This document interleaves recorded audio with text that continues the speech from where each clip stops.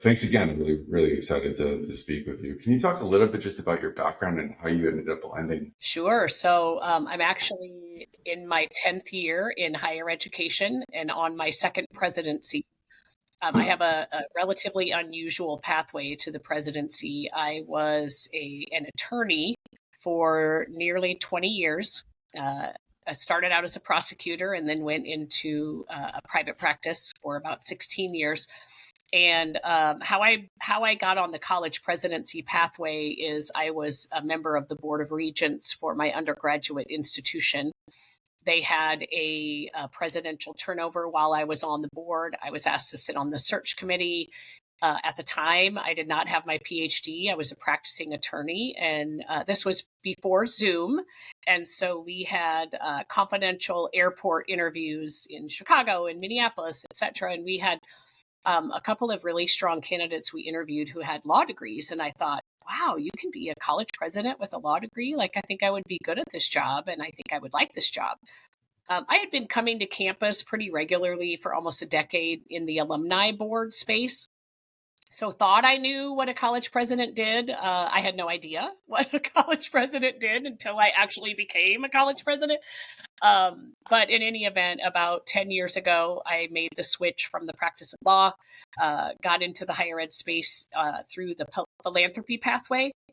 And my first job in higher ed was University of Iowa Foundation as their director of planned giving, which made sense with my legal background. And then got my PhD while I actually earned my first presidency before I earned my PhD. So here I am, year Yeah. 10. What were the biggest surprises? Like when you step into that role, it was certainly a different university than you were working at. What were the things that just like threw you off? So that was the biggest. A couple of things. The pace of academia was much slower than what I was used to in the legal field. I mean, I always tell people I used to measure my day in 6-minute increments from a billable hour perspective. And so that was surprising. Although I will say, as I've grown as a leader, I'm now, like I said, in my second presidency and in my 8th year as an academic leader, I'm not necessarily allowing that natural academic pace to stay. I mean, we have got to ramp it up. We have to Yeah. be far more market responsive than we are used to, or than we have been in the past. So I think I bring that skill set and that attitude with me. The second thing that I think surprised me the most was the depth and breadth of the shared governance model in higher education, which again is quite different from the corporate and business world. Not necessarily bad, but again, it does, or it can slow down the pace of change and innovation. And so that's been a little bit of a challenge as well. Yeah, that makes a ton of sense, and I think that's like such a fascinating concept to really sort of dive in on. Right? How do you think about bridging into? This is something I struggle with a lot with, from a more sort of consultative entrepreneurial background to sort of higher roles. And especially when you're in a place where you know what the market position is and you know how responsive you need to be, but you also sort of really sort of need to honor the culture and the strengths that come with something as layered as a shared governance. How do you think about mediating between? So for me, it has been the tactics or the strategies have been multifaceted. One of those has been just straight up transparency about where we're at, where we're going, where we will be if we don't go where we need to go. And also, I think one of the advantages of me as an academic leader, having not grown up, so to speak, in the academic space, is that I know that I don't know what I don't know. And I acknowledge that. But I know some things that maybe you don't know because we have grown up in different worlds. And that's actually a huge advantage for us when we come together and pool our resources and our knowledge and our experiences. We can outpace and outchange and outrespond our competitors because of that marriage of experience and expertise. So transparency, and then you have to get the right leaders on your team who understand and buy into the vision and the pace and the direction, because the one of the worst things, one of the most toxic things to innovation is someone who doesn't believe in innovation and is, I liken it to the metaphor of we're all in a rowboat and we're rowing at the same pace in the same direction. Well, those toxic members of your team aren't rowing, they're in the back drilling holes in the bottom of the boat. Great. And sometimes they don't even know they're drilling holes in the bottom of the boat, or they don't know why they're drilling holes in the bottom of the boat. But sometimes you just have to say, I'm going to help you find another boat. Yeah. And that's hard. But once you get, and I got there at Briarcliff and I'm now here at Grandview. Once you get those right team members with that good mix and that interconnectedness and expertise and experience, but also vision and unified vision, oh, it is a beautiful thing to behold. That's so incredibly well said, and I really appreciate what you said around transparency, finding the right people for the right fit team. How's your going through the pandemic and sort of seeing that lens as two different university presidents? It's a pretty unique vantage point, right? You've stepped into this sort of post-COVID, actually just COVID actually sort of happened in space in two very different roles. Has that changed how you think about leadership at all? Has my experience going through COVID, or has my experience at the two institutions? I want to make sure I have the question. Yeah, kind of both, right? Like has the experience of leading two different institutions during just an incredibly crazy and layered dynamic time, has that changed how you think about being a leader in the higher ed space? Yes. So certainly the experience at Briarcliff during leading a university through a global pandemic, and I say a residential university through a global pandemic. I mean, that adds a layer as well. We were so fortunate at Briarcliff in many respects. Number one, it was a Catholic university and it was a Franciscan Catholic. And so building a caring community was one of our 4 core values. And we absolutely doubled down on that during COVID. And also that transparency piece. We are all, number one, we're all in this together. We only know what we know as of right now. It could change in 5 minutes. And we're doing the best that we can with the information that we have right now. We will keep you abreast of everything that is happening when it happens. But I also built a university response team. And so it was absolutely a group effort. It was not, yes, I'm the president and I'm the one that, stands out there and communicates at the top, but also here we were fortunate. We had an infection biologist on faculty. So we absolutely utilized and optimized that opportunity and that resource. We had a faculty member who was certified in emergency preparedness planning from Homeland Security. So we absolutely, so when it's a team effort and we're sharing not only the responsibility, but also, I don't want to say we're sharing the glory because there was nothing glorified about COVID, but it wasn't me, it was us, it was we that was leading the institution. And so just that optimizing, maximizing, but also highlighting and empowering how it is such a team effort at an institution really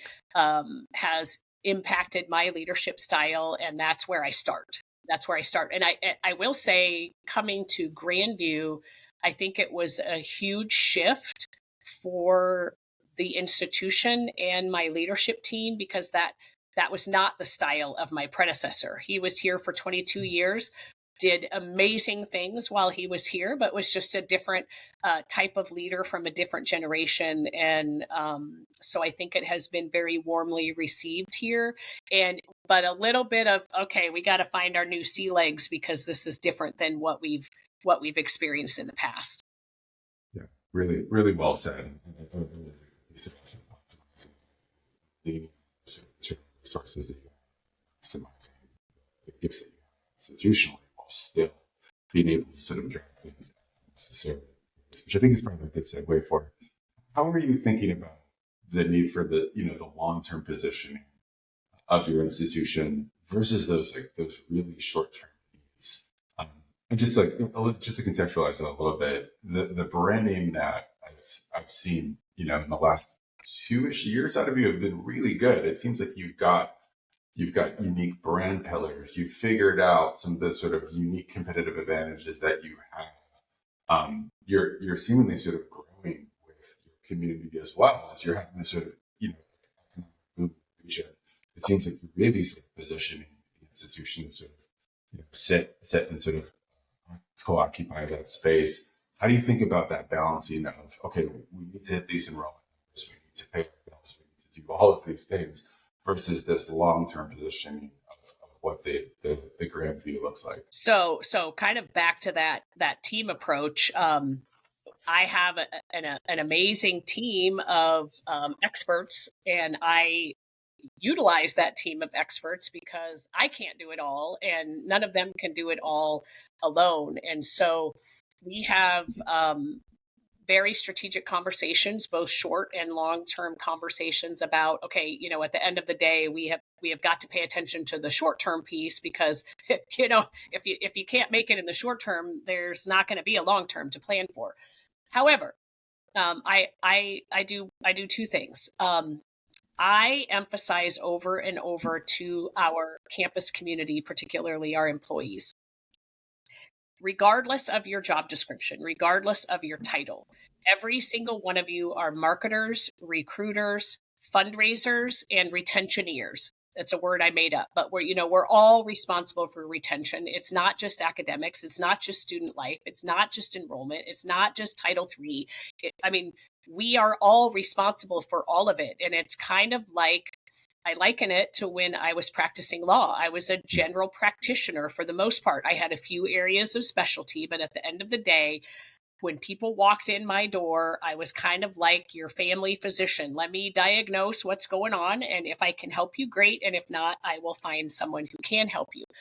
And so we all have to own those four pieces here at Grandview. So that's part of the communication strategy and part of the culture that we are working so hard to build here at Grandview. But then also, as we look to our future, and interestingly, we just finalized our strategic plan, and it's called Our Grand Future.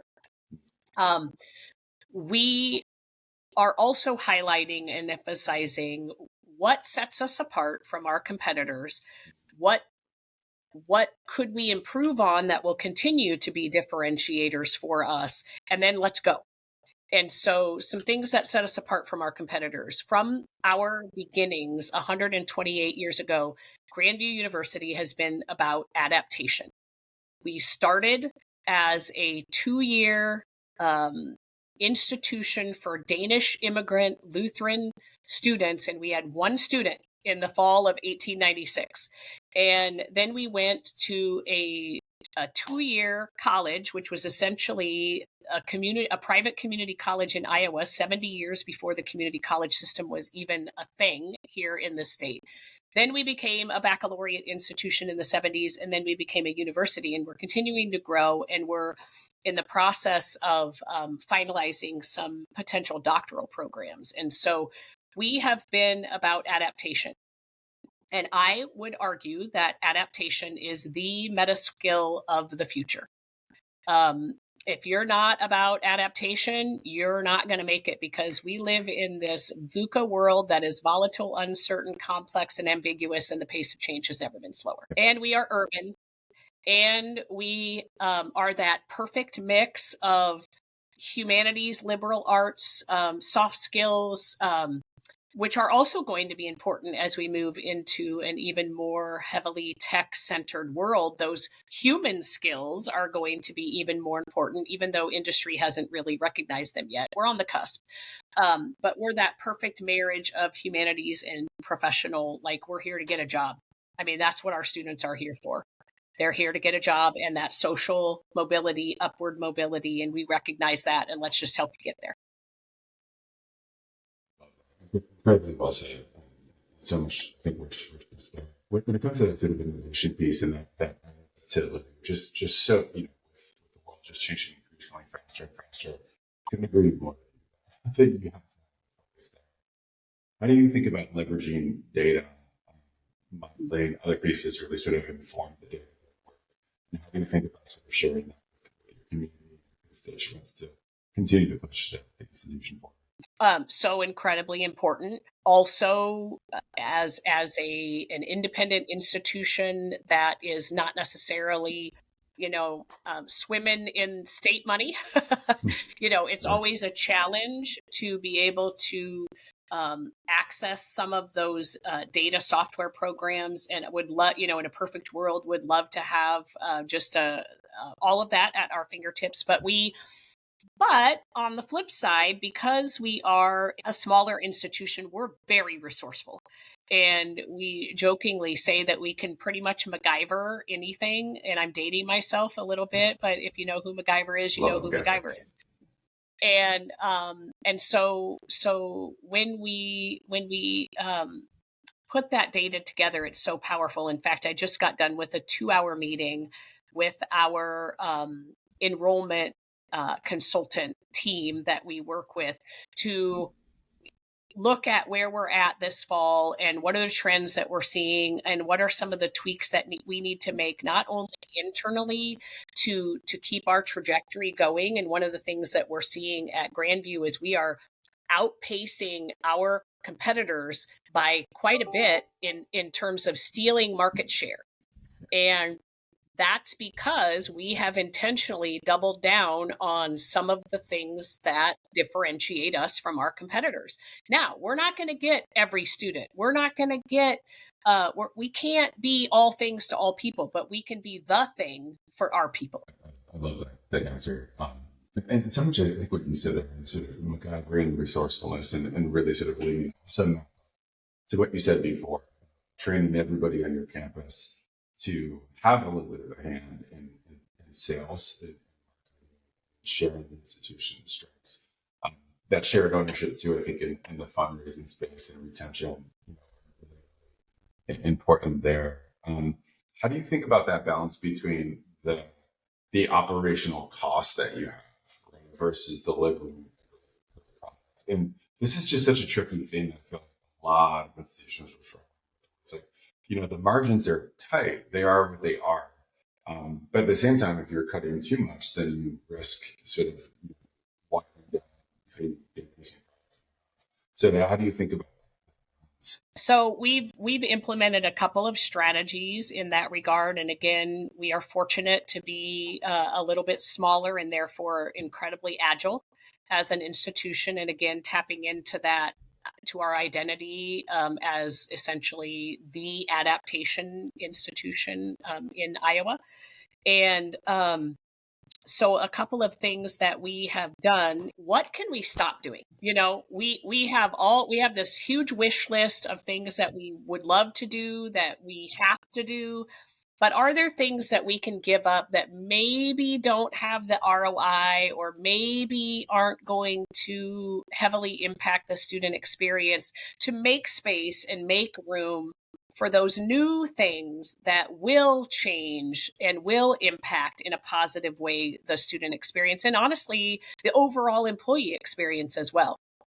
I think we're so quick to add new things to our plate, but we're very reluctant to let go of the old things. And I don't know if that's psychological or a safety thing or a comfort that like we've always done this.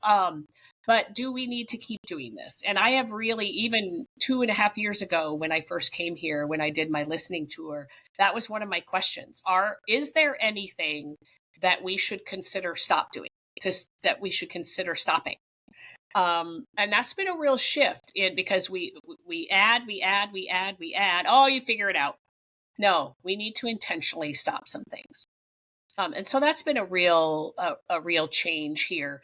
And then, as I said before, kind of that changing the culture in that we're all in this together. And we just had that enrollment conversation this morning. And one of my huge communication pieces is, yeah, we have an enrollment team, but they're not entirely responsible for bringing in every single student.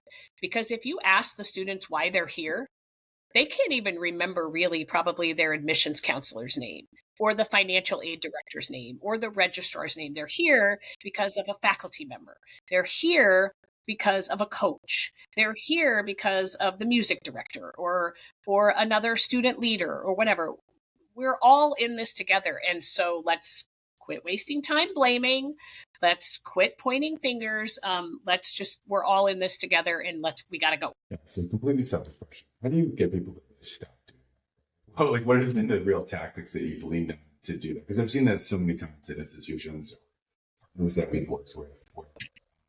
But, the challenge that I've seen is that there's not sort of direct accountability for actually stopping something, or like a really specific plan to sort of transition.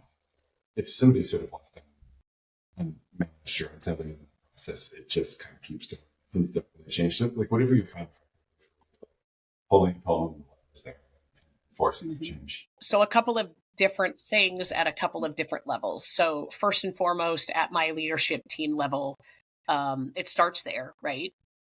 You got to ask the question, what can we stop doing?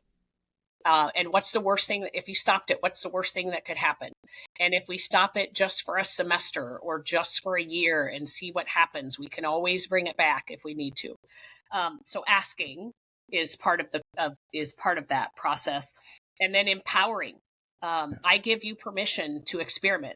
I give you permission to see if this is going to work. Obviously, we want to start with kind of the low risk opportunities. And if we need to move to the high risk opportunities, but empowering and authorizing and giving permission to innovate and make change and take some risks. I don't consider it failure. I consider it learning. And then the third piece is how can I support you and how can we support each other as we navigate this change? So that's at the leadership team level. And then we take it to the whole employee campus level. I sponsor and implement monthly town halls for our faculty and staff to come. And we kind of hammer that point home every time and then provide examples of here are some positive examples of where we stopped doing something and how it has turned out. And then here's some examples where it necessarily didn't work out, but you know what? Here's what we learned from it. And so it also then communicates that message across campus that it's okay to experiment. We don't have to stick to what we think has always been the only way to do things. And again, we're the best in the world at learning. And so let's live that out. I think framing failure.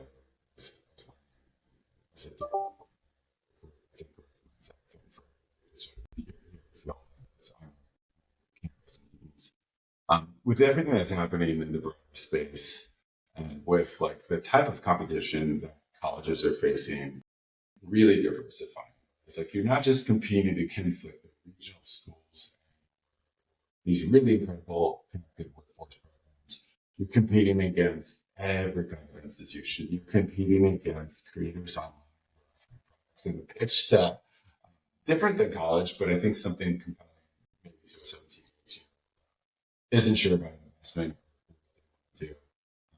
But with all the sort of diverse challenges that you have with workforce, positioning an institution for long-term, optimizing retention, staff, those kind of pieces, where do you feel that the biggest edge of this piece is tricky or later? Where do you personally sort of see that? I think not just for us, but probably for higher education in general, and particularly for the independent sector of higher education, it's that whole affordability conversation and also the value of higher education. There's just for some reason in this country right now, and I think it's probably a little bit political. I also think it is driven by business and industry and labor leaders who are just screaming for labor, and they don't even care if it's educated labor at this point. And those are probably our biggest competitors. We want your students in the workforce making widgets for us. And if you're going to steal them for 4 years to educate them, that means we can't make the widgets, which means we can't make the money, which means, so there's Yeah. that piece. Then just this idea about, is higher education, is it worth it? And a misconception and those myths out there that it's just too expensive, and none of us want to go into debt at all to invest in our futures. But we're trying to combat that with a couple of different things. I mean, the data speaks for itself. If you can pause for just a second and actually examine the data and listen to the data. I mean, we just got this not only on the Iowa level from our director of the Iowa Economic Development Authority, but we also are seeing it nationally and internationally. By 2031, 66% or more of all new jobs will require a bachelor's degree or higher. That's very different from what we have been hearing in recent years. And so now is the time to start investing in yourself, because the reality is, if you haven't started yet, it takes you about 4 years, if not more, depending on what your situation is, to get a bachelor's degree. And you can argue all you want about whether you need one or not, but the data says you're going to need one. Especially if you want to make money and grow in your career, because you may be able to get in the door right now and make a pretty good wage, but are you going to advance? Are you going to grow? Are you going to be happy? Is this, the world of occupational identity is kind of over for a lot of people. We used to come out of college and say, this is my identity, and my identity is defined by my occupation. Now, for some, that is true. If you're a doctor, you're probably going to be a doctor for the rest of your career. If you're a lawyer, I'm the exception, but you're probably going to be a lawyer for the rest of your career. But for most people, and the data tells us this, for today's high school graduates, they will on average have 17 different careers in over 5 different industries by the time they retire. And many of those careers have not yet been invented. And so, again, you come to college not just to get that credential or that degree or that label of expertise, but one of the biggest benefits of that 4 years or however long you spend in college is you learn how to learn, and you learn the importance of learning, and you also learn how you learn, because you're going to need to know that for the rest of your life, or you're going to get left behind. You're already left behind if you don't know how to learn and if you're not curious. That's incredibly well said. And I think you touched on a lot of talking points that go outside of just the span of finding a job. Finding a job is incredibly important. There's so many downstream benefits of being really curious, being adaptable, seeing the sort of bigger picture and interconnections between pieces that are just really hard to quantify, qualify, whatever that you get out of college education, especially a really good integrated college education that just don't sort of show up sort of easy plus and minus. On top of the fact that you really sort of point out too that, hey, the data is really pretty still, despite a lot of the chatter that's sort of so really, really well said. The follow-up question, if you could just fix anything operationally, if you could just sort of wave a magic wand and poof, these things are sort of like working better operationally. Where's your brain go? A couple of things. I mean, I would love to have an unlimited budget for technology. I just think there are some opportunities in the technology space that unfortunately educational institutions can't always tap into. I actually, about a year ago, I had the opportunity to deliver a speech. It's essentially a TED Talk, but it was a 5-minute speech on, and my topic was the future of education. One of the things that I talked about was in the future, technology is going to help us not only on the instruction and delivery side, but also on the learning side. So, pretend, for example, that you come to college on day one and you are given your own personal AI assistant that is going to be your educational navigator throughout your entire time here at Grandview University. And it is that digital assistant's job to figure out how are you designed? What are your passions? What are your talents? What are your experiences? How are you shaped, and how does that shape inform what's your pathway, right, from an educational perspective? Also, how do you learn best?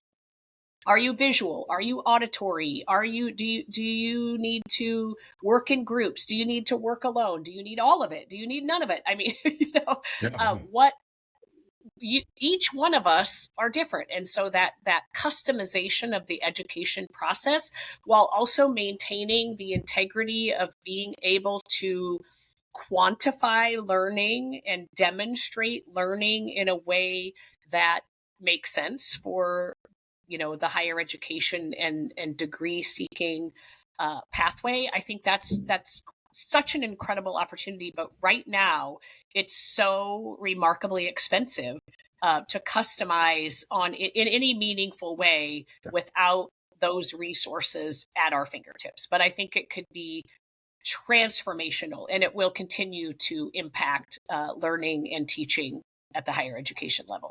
I couldn't agree more. And I'm so excited for the day when assessments have sort of baked into this sort of AI assistant thing where it's like if you get a question wrong, it's not just telling you that you got it wrong, it's telling you and explaining conceptually how you got it wrong. Like, so I think there's opportunities to sort of bake in the real sort of layered learning pieces with it directly in the assessments. And I know just sort of a sort of few companies I have some touch points with.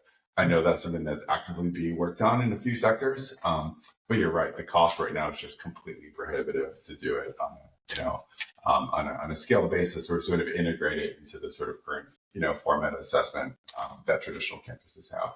But I think I'm optimistic it's coming faster than we think. It's almost like as we get older, we figure that out for ourselves, right? Like how do I learn best, and how do I get into that flow state so that I am just optimizing my learning? I often will talk to our students and say, okay, y'all are a little younger than me, but think about those times in your life when you have been just full of energy. It's sometimes it's because you're on a sugar high or whatever, but generally it has nothing to do with biology, right? It doesn't have to do with I got a lot of sleep or I just ate something or I'm well rested or whatever. It has to do with your inner soul and what makes you light up, right? So it Mhm. could be that you're in love, right? And you stay up all night long and you have this endless energy to talk on the phone or Zoom or whatever it is that you do with the person you're in love with. But for some people it's learning. For some people, it's improving at your craft or getting better on the court or the field or the piano or whatever it is. And that's learning and growth too. So as we get older, we figure that out without technology, but it would be really, really great to be able to optimize and maximize technology for that learning process to get there faster. And we're going to have to do that We're in going to this world. Yeah, Mhm. completely agree. Well, this has been incredible. Maybe a fun question to close on, just given how forward thinking you are and integrated with tech you are. Like, what are you really excited about? Like, what do you see coming down the pike in a couple of years that could potentially just change the trajectory of your institution, how your students are learning, how they're growing, how they're integrating and preparing for a bigger, better world? Like, where are you personally really excited? So we, like I said, we just finished our strategic plan here at Grandview, and a couple of pieces of that plan, again, that differentiates us from the rest of our competitors in the marketplace. As a faith-based institution, we definitely have an emphasis on your vocation or your purpose. And students, especially that 18 to 21, 22-year-old population right now, they're very, very interested in making an impact and making a difference in the world, far more than just making money. And so that's been a piece of our identity for a really long time. And so we're highlighting that, certainly. But then in addition, we're working toward 4 things that we want every single graduate to leave with once they complete their time, at least this phase of their journey at Grandview. In addition to that degree, we want every single student to leave with a credential that is, excuse me, a verifiable credential in the industry that they are selecting, at least for right now. That experiential learning piece, maybe it's a clinical, maybe it's a student teaching experience, but even for those non-traditional programs that don't always have that internship or externship experience, how can we incorporate that into the curriculum so that it's automatic? Because so many of our employer partners are really asking for that. They really, because students today, they leave college and they've never had a job. Either because they've been so focused on their athletics, or their parents were just overprotective, or whatever the reason is. Sometimes when they get out of college, their job, that's the first job they've ever had. And, you learn some things. I started my first job, I was 12 years old, and you learn some things. I was babysitting.